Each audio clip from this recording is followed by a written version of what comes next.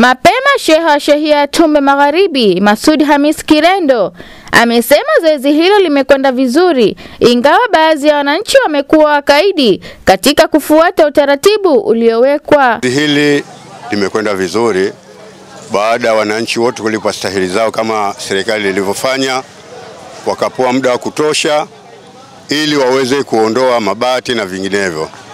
Bahati nzuri wengine wametii amri na wengine walikuwa wakisema mpaka itakapokuja katapila.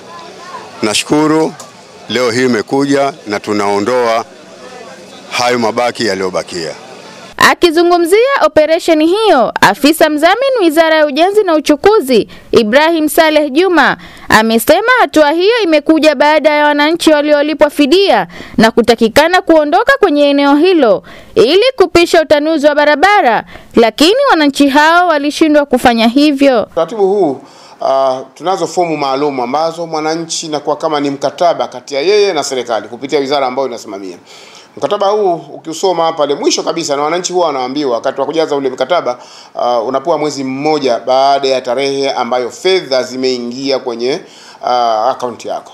Sasa jambo hili limekuwa sasa ni uzoefu wa wananchi, ni muendelezo wa wananchi kutaka kuondosha nyumba baada ya kulipwa fidia, na hasa pale ambapo barabara imeshapita kwa kiwango, tunataka kuendelea na kujenga miundombinu mingine.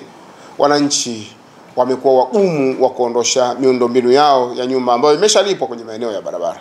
Wizara imeanzisha zoezi maalumu la kuondosha hiyo miundombinu ya wananchi ambayo ipo ndani ya maeneo ya hifadhi ya barabara. Nilipokea kwa furaha tu, kwa sababu chochote tunachokifanya huwa kwenye jamii. Kwa mtu mmoja si tatizo, kwa sababu wengine watapata athari, wengine itakuwa tutapata mwelekeo wa maendeleo. Sasa hili twalipongeza, hatuna tatizo nalo.